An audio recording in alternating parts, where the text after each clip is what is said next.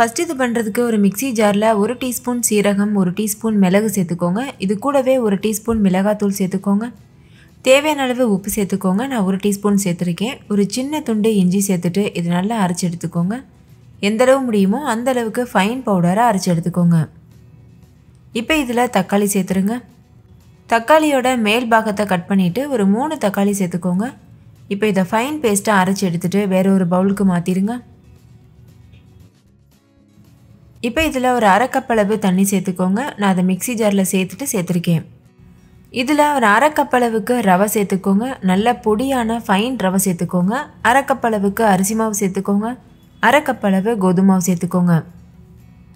நீங்கள் measuring cup தான் use பண்ணணும்னு இல்லை, வீட்டில் இருக்க ஏதாவது ஒரு கப் எடுத்துகிட்டு நீங்கள் அளந்துக்கலாம். நான் யூஸ் பண்ணியிருக்க கப்போட அளவு வந்து 250 ml அளவு இருக்கும்.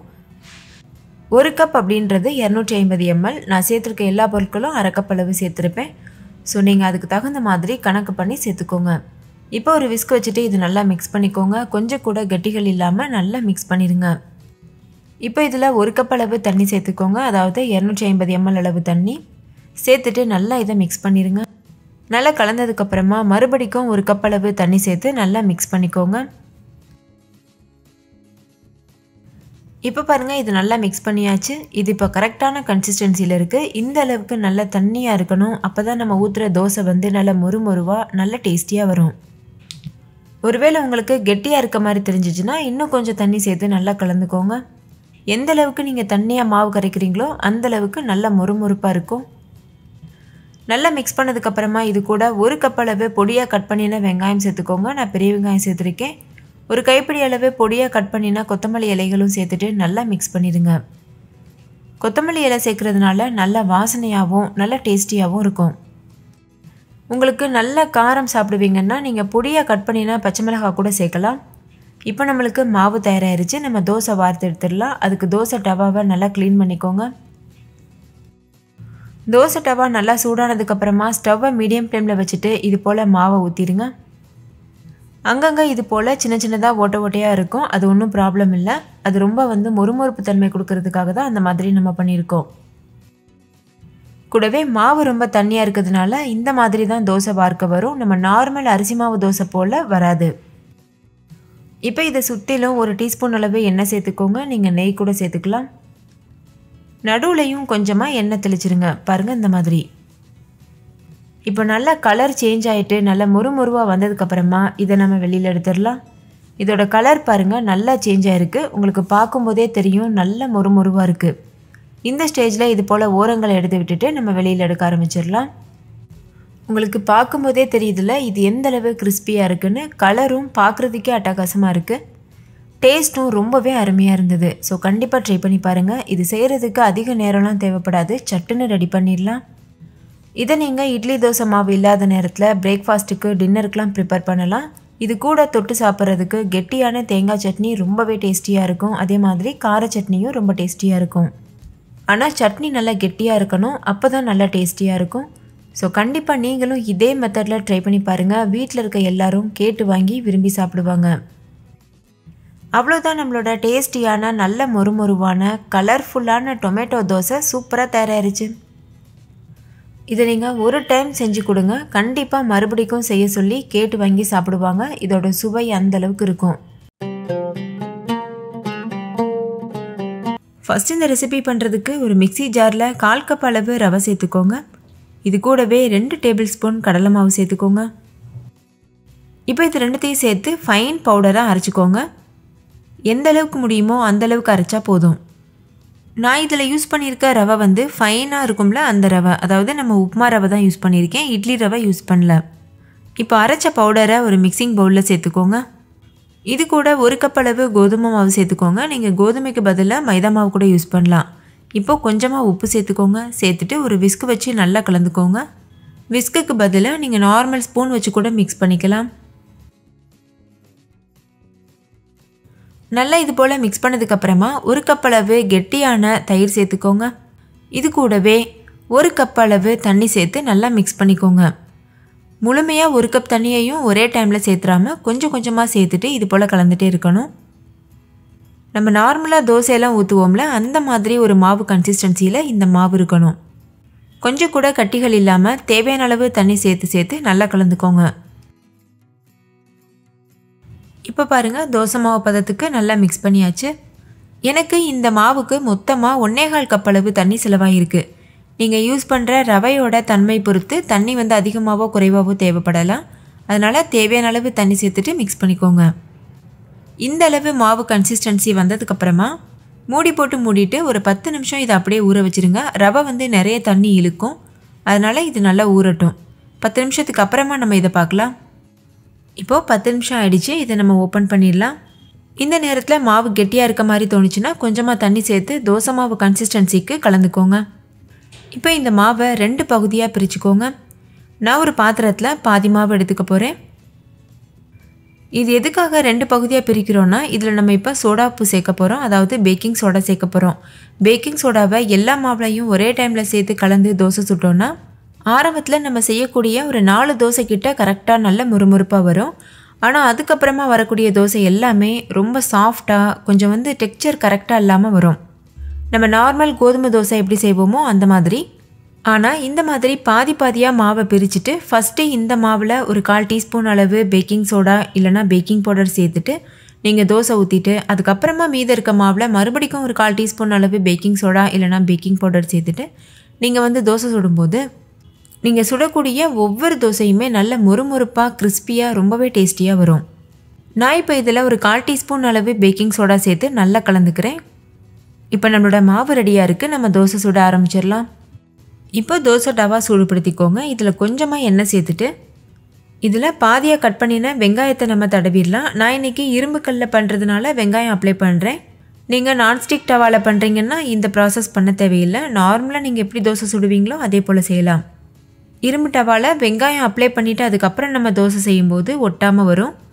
இப்போ இதில் கொஞ்சமாக தண்ணி தெளிச்சிட்டு நல்லா இதை க்ளீன் பண்ணிடுங்க. ஒரு டிஷ்யூ பேப்பர் வச்சு க்ளீன் பண்ணிவிட்டு இப்போ இதில் நம்ம தோசை செய்யலாம். நார்மல் நம்ம தோசை ஊற்றுறது போலவே நம்ம தோசை செஞ்சுக்கலாம். தோசையை இது போல் வார்த்துட்டு இதை சுற்றிலும் கொஞ்சமாக எண்ணெய் சேர்த்துக்கோங்க. நான் வந்து ஒரு 1/4 டீஸ்பூன் அளவு எண்ணெய் சேர்த்துருக்கேன். எண்ணெயை சேர்த்துட்டு இது போல் நல்லா ஸ்ப்ரெட் பண்ணிக்கோங்க. நீங்கள் எண்ணெய்க்கு பதிலாக நெய் கூட சேர்த்து பண்ணலாம். நெய் சேர்த்து பண்ணும்போது இன்னும் நல்ல மணமாகவும் சுவையாகவும் இருக்கும். குழந்தைங்களுக்கெலாம் செஞ்சு தரும்போது நெய் சேர்த்து பண்ணிங்கன்னா வேணான்னு சொல்லாமல் சாப்பிடுவாங்க. அவ்வளோ டேஸ்டியாக இருக்கும். இப்போ இது நல்லா கிறிஸ்பியாக வர வரைக்கும் நம்ம வேக வச்சுக்கலாம். மீடியம் ஃப்ளேம்லேயே வச்சுட்டு வேக வச்சுக்கோங்க. இப்போ பாருங்கள், கலர் நல்லா சேஞ்ச் ஆகிட்டு ஓரங்கள்லாம் விட்டு வந்திருக்கு. இந்த ஸ்டேஜில் நம்ம தோசை கரண்டி வச்சுட்டு இதை வெளியில் எடுத்துடலாம். பார்த்தாலே தெரியும் உங்களுக்கு எவ்வளோ கிறிஸ்பியாக நல்லா கலர்ஃபுல்லாக இருக்குது. இந்த ஸ்டேஜில் நம்ம இதை வெளியில் எடுத்துடணும். இதை விட இன்னும் நல்ல கிறிஸ்பியாக பண்ணிங்கன்னா பேப்பர் ரோஸ்ட் போல் இருக்கும். அந்த மாதிரி கூட நீங்கள் ப்ரிப்பேர் பண்ணலாம். நான் இந்த ஸ்டேஜ்லேயே வெளியில் எடுத்துகிறேன். ஓகே, இது கூட வச்சு சாப்பிட்றதுக்கு கோகோனட் சட்னி எப்படி செய்கிறதுன்னு பார்த்துடலாம். 2 டேபிள் ஸ்பூன் அளவு கடலைப்பருப்பை சுடு தண்ணியில் 1/2 மணி நேரம் ஊற வச்சு எடுத்திருக்கேன். அந்த கடலைப்பருப்பை நம்ம மிக்ஸி ஜாரில் சேர்த்துக்கலாம். இது சேர்த்து பண்ணும்போது நல்ல ஒரு சூப்பரான டெக்ஸ்சர் கிடைக்கும். ஒரு 1/2 மூடி தேங்காவை சின்ன சின்ன பற்களாக துண்டு போட்டுட்டு இது போல் சேர்த்துக்கோங்க. நீங்கள் தேங்காயை துருவிட்டும் சேர்க்கலாம், அப்படி இல்லைன்னா இந்த மாதிரி கூட சேர்க்கலாம். இது கூடவே 2-3 பச்சை மிளகாய் சேர்த்துக்கோங்க. உங்கள் காரத்துக்கு தகுந்த மாதிரி பச்சை மிளகாயோட அளவை வந்து நீங்கள் குறைச்சிக்கலாம். இது கூட 2-3 கருவேப்பிலை சேர்த்துட்டு 2 டேபிள் ஸ்பூன் அளவுக்கு பொட்டுக்கடலை சேர்த்துக்கோங்க. தேவையான அளவு உப்பு சேர்த்துக்கோங்க. கூடவே நான் சொன்ன 2வது சீக்ரெட்டான இன்க்ரீடியன்ட் இந்த சர்க்கரை, 1 டீஸ்பூன் சர்க்கரை சேர்த்துக்கோங்க. இப்போ இது கூட 2-3 பல் பூண்டு சேர்த்துக்கோங்க. நான் வந்து தோலோடு சேர்த்துருக்கேன்.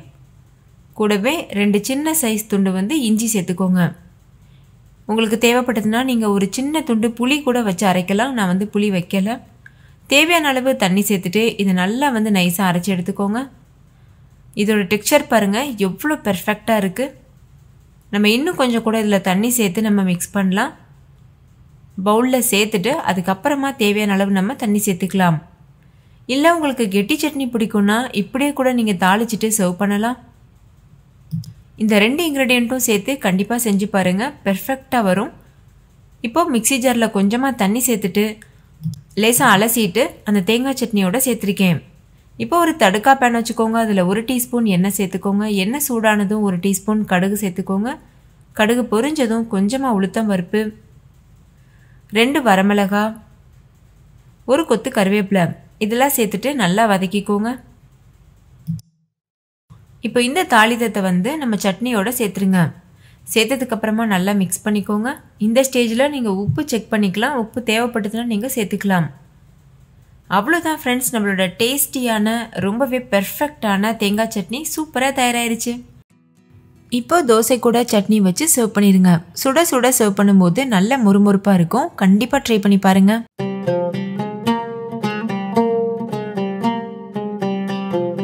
இது பண்ணுறதுக்கு ஒரு கொத்து கருவேப்பிலை பொடியாக கட் பண்ணி எடுத்துக்கோங்க. 2 பச்சை மிளகாய் பொடியாக அரிஞ்சு எடுத்துக்கோங்க. ஒரு கைப்பிடி அளவு கொத்தமல்லி இலைகளையும் பொடியாக அரிஞ்சு எடுத்துக்கோங்க. ஒரு சின்ன துண்டு இஞ்சியை இது போல் கட் பண்ணி எடுத்துகிட்டு ஒரு பெரிய சைஸ் வெங்காயத்தை இந்த அளவு பொடியாக கட் பண்ணி எடுத்துக்கோங்க. இப்போ இந்த எல்லா இன்க்ரீடியன்ட்ஸையும் ஒரு மிக்சிங் பவுலில் இது போல் சேர்த்துக்கோங்க. அடுத்து இதில் சுவைக்கேற்ப உப்பு சேர்த்துக்கோங்க. நான் 1 டீஸ்பூன் உப்பு சேர்த்துருக்கேன். ஒரு 1/4 டீஸ்பூன் அளவு மிளகுத்தூள் சேர்த்துக்கோங்க. 1/2 டீஸ்பூன் சீரகம் சேர்த்துக்கோங்க. இது கூடவே 1/2 கப் அளவு ரவை சேர்த்துக்கோங்க. நான் வறுக்காத ரவை சேர்த்துருக்கேன். அடுத்து இதில் 1/2 கப் அரிசி மாவு சேர்த்துட்டு கூடவே ஒரு 1/4 கப் அளவு மைதா மாவு சேர்த்துக்கோங்க. நீங்கள் மைதா மாவுக்கு பதிலாக கோதுமை மாவு, கார்ன்ஃப்ளவர் மாவு இதெல்லாம் கூட யூஸ் பண்ணலாம். நான் யூஸ் பண்ணியிருக்க அரிசி மாவு வந்து பச்சரிசி மாவு. நார்மலாக கடைகளில் கிடைக்கிற அரிசி மாவு யூஸ் பண்ணலாம். அப்படி இல்லைன்னா ஹோம்மேட் ரைஸ் ஃப்ளார் கூட நீங்கள் யூஸ் பண்ணலாம். வறுத்த அரிசி மாவு யூஸ் பண்ண வேண்டாம், வறுக்காத அரிசி மாவு யூஸ் பண்ணிக்கோங்க.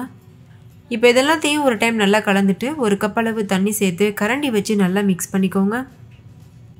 ஸ்டார்டிங்கில் கட்டிப்படாமல் இருக்கிறதுக்காக கொஞ்சமாக தண்ணி சேர்த்து மிக்ஸ் பண்ணிவிட்டு அதுக்கப்புறமா தேவைப்பட்ட அளவு தண்ணி சேர்த்து நம்ம கலந்துக்கலாம். மொத்தமாக நான் இதில் 3 கப் கிட்ட தண்ணி சேர்த்துருப்பேன். நல்லா மிக்ஸ் பண்ணதுக்கப்புறமா தேவையான அளவு தண்ணி சேர்த்து கலந்துகிட்டே இருக்கணும். இந்த தோசை மாவு வந்து நம்ம நார்மலாக தோசை சுடுவோம்ல அந்த மாவு மாதிரி கெட்டியாக இல்லாமல் ரொம்ப தண்ணியாக இருக்கணும். எந்த அளவுக்கு தண்ணியாக இருக்கோ அந்தளவு தோசை வந்து நல்ல முறுமுறுப்பாக வரும். இப்போதைக்கு நான் மொத்தமாக 2 கப் தான் தண்ணி சேர்த்துருக்கேன். இதுக்கப்புறமா நம்ம 1 கப் சேர்த்து மிக்ஸ் பண்ணிக்கலாம். இப்போ மூடி போட்டு மூடிட்டு இதை அப்படியே ஊற விடுங்க. ரவை வந்து நல்லா ஊறி தண்ணியெலாம் உறிஞ்சிட்டு நல்லா உப்பி வரும். அது வரைக்கும் நம்ம வெயிட் பண்ணணும். இப்போ இது ஒரு 15 நிமிஷம் நல்லா ஊறி இருக்கு பாருங்கள். ரவை எந்த அளவுக்கு ஊறிட்டு தண்ணியெல்லாம் உறிஞ்சிருக்கு. ஆரம்பத்தில் நம்ம மிக்ஸ் பண்ணும்போது ரொம்ப தண்ணியாக இருந்த மாதிரி இருந்தது. இப்போ நல்லா கெட்டியாக இருக்குது. இப்போ இதில் இன்னும் கொஞ்சம் தண்ணி சேர்த்து மிக்ஸ் பண்ணிக்கலாம். அடுத்து நான் 1 கப் அளவு தண்ணி சேர்த்துருக்கேன். தண்ணி சேர்த்து நம்ம நல்லா கலந்துடலாம்.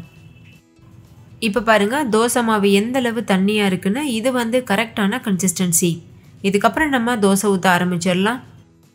உங்களுக்கு இந்த ஸ்டேஜில் கெட்டியாக இருக்க மாதிரி தோணுச்சுன்னா இன்னும் கொஞ்சம் தண்ணி சேர்த்து கூட மிக்ஸ் பண்ணிக்கோங்க. அடுத்தது தோசை டவா சூடுபடுத்திட்டு அதில் கொஞ்சமாக நெய் இல்லைன்னா எண்ணெய் அப்ளை பண்ணிக்கோங்க. தோசை டவா நல்லா சூடாக இருக்கணும். நல்லா சூடானதுக்கப்புறமா நம்ம எடுத்து வச்சுருக்க மாவை இது போல் ஊற்றிக்கோங்க. நார்மலாக நம்ம தோசை வார்ப்போம்ல அந்த மாதிரி ஊற்றக்கூடாது, இது போல் தான் ஊற்றணும். இடையிடையில் ஓட்டை ஓட்டையாக இருக்குல்ல இந்த மாதிரி இருக்கணும். அப்போ தான் நல்லா கிறிஸ்பியான தோசை கிடைக்கும். இப்போ இதில் ஒரு 1/4 டீஸ்பூன் எண்ணெய் சேர்த்துக்கோங்க. சேர்த்ததுக்கப்புறமா மீடியம் ஃப்ளேமில் வச்சுட்டு நல்ல மொறுமொறுன்னு வர வரைக்கும் வெயிட் பண்ணணும். இடையிடையில் லோ ஃப்ளேமில் வச்சுக்கோங்க. ஹை ஃப்ளேமில் மட்டும் வைக்கக்கூடாது. ஹை ஃப்ளேமில் வச்சோன்னா அடியில் ரொம்ப டார்க் ஆயிரும், மேலே மட்டும் வந்து தோசை வேகாமல் இருக்கும். ஏன்னா இது நம்ம நார்மல் தோசை போல் திருப்பி போட்டு வேக வைக்க மாட்டோம், அப்படியே வெளியில் எடுத்துருவோம். அதனால் மீடியம் ஃப்ளேமில் லோ ஃப்ளேமில் வச்சு இது போல் கிறிஸ்பியாக வந்ததுக்கப்புறம் வெளியில் எடுத்துருங்க. நீங்களே பாருங்கள் எவ்வளோ முறுமுறுன்னு அப்படியே பேப்பர் ரோஸ்ட் மாதிரி இருக்குது.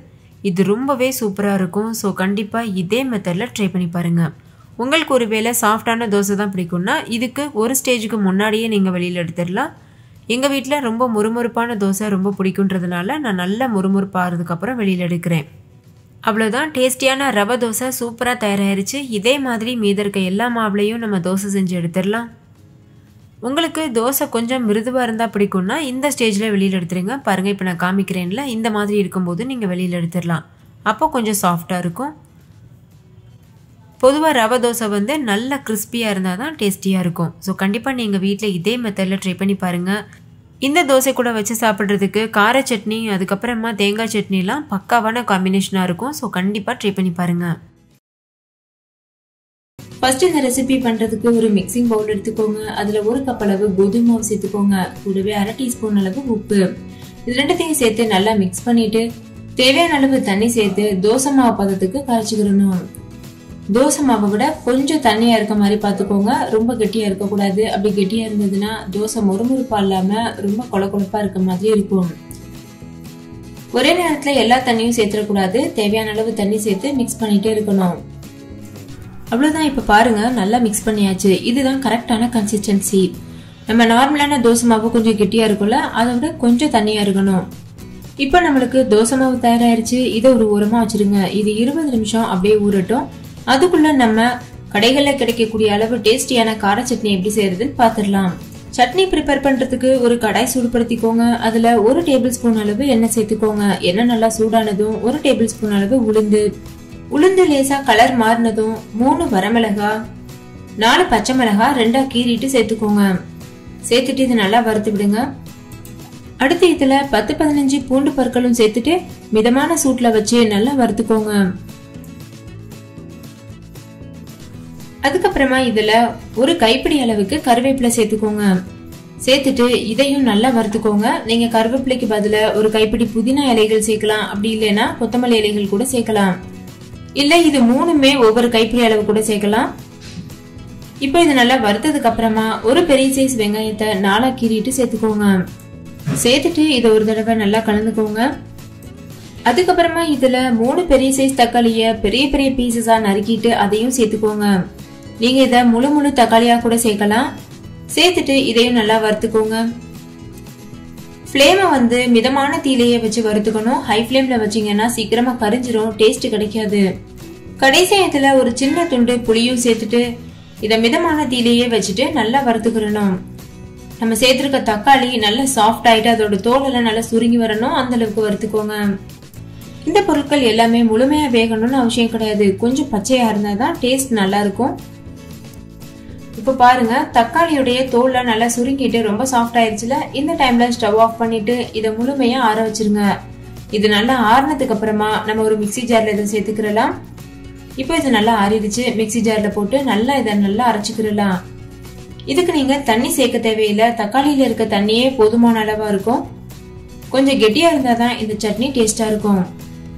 கொஞ்சம் போல இதுல வெல்லம் சேர்த்துக்கோங்க. நான் வந்து ஒரு சின்ன துண்டு வெல்லம் சேர்க்கிறேன். இது ஆப்ஷனல் தான். இது சேர்த்தீங்கன்னா ரொம்ப சுவையா இருக்கும். ஒரு டைம் சேர்த்து செஞ்சு பாருங்க.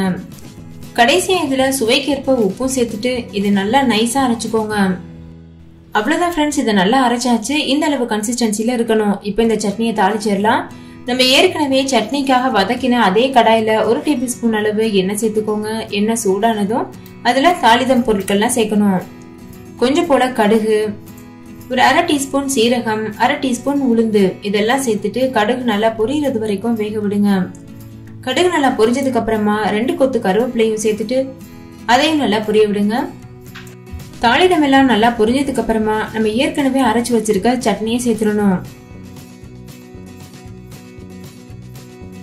சட்னி சேர்த்ததுக்கு அப்புறமா ஸ்டவ் ஆஃப் பண்ணிடுங்க. ஸ்டவ் ஆஃப் பண்ணிட்டு இது ஒரு தடவை நல்லா கலந்து விடுங்க. அவ்வளவுதான், நம்மளுடைய சட்னி சூப்பரா தயாராயிருச்சு. இதை ஒரு ஓரமா வச்சுட்டு நம்ம ஏற்கனவே கரைச்சு வச்சிருக்கோம்ல மாவு, அதுல தோசை சுட ஆரம்பிச்சிடலாம். நம்மளோட தோசை மாவு நல்லா ஊறி இருக்கு. இந்த டைம்ல இதுல 1/4 டீஸ்பூன் அளவுக்கு சோடாப்பூ சேர்த்துக்கோங்க.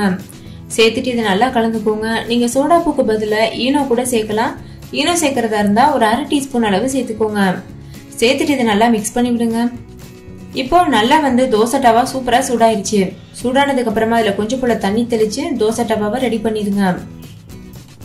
தண்ணியில நல்லா தொடச்சதுக்கு அப்புறமா தோசை ஊத்த ஆரம்பிச்சிடலாம். ஒரு கரண்டி மாவு எடுத்து நம்ம எப்பயும் எப்படி வந்து தோசை மாவுல தோசை ஊத்துவோமோ அதே போல வறுத்துக்கோங்க. பாருங்க, இந்த மாதிரி இவ்வளவு சூப்பரா நல்லா வந்து ஓட்ட ஓட்டையா நம்ம நார்மல் தோசை மாதிரியே வருது இல்ல. டேஸ்ட் அதை விடவே ரொம்ப பக்காவா இருக்கும். இப்ப இதுல கொஞ்சம் போல எண்ணெய் சேர்த்துக்கோங்க. எண்ணெய் சேர்த்துட்டு லோ ஃப்ளேம்லயே வச்சு ஒரு 3 நிமிஷத்துக்கு இதை வேக வச்சுக்கோங்க. பாருங்க, இது நல்லா முறுமுறுப்பா சூப்பரா வந்துருச்சு. இதை வந்து நீங்க திருப்பி போடணும்னு ஆசைப்பட்டீங்கன்னா திருப்பி போட்டுட்டு அதுக்கப்புறமா இந்த தோசையை சர்வ் பண்ணலாம். அப்படி இல்லைன்னா ஹை ஃப்ளேம்ல வச்சுட்டு ஒரு 1 நிமிஷத்துக்கு நல்லா முருகலாக விட்டுட்டு அதுக்கப்புறமா நீங்க சர்வ் பண்ணலாம். அவ்வளவுதான் ஃப்ரெண்ட்ஸ், நம்முடைய தோசையும் சட்னியும் ரொம்ப சூப்பரா தயாராயிருச்சு. இதை சுட சுட அந்த சட்னி கூட வச்சு சாப்பிடும்போது அவ்வளோ டேஸ்டா இருக்கும். சோ ஃப்ரெண்ட்ஸ், தோசை இட்லி மாவு இல்லாத நேரத்துல டிஃபனுக்கு என்ன பண்றதுன்னு யோசிக்காம கண்டிப்பா இந்த தோசையை ட்ரை பண்ணி பாருங்க. ரொம்ப சூப்பரா இருக்கும். மறுபடிக்கும் செய்ய சொல்லி கேட்பாங்க. அவ்வளவு சுவையா இருக்கும்.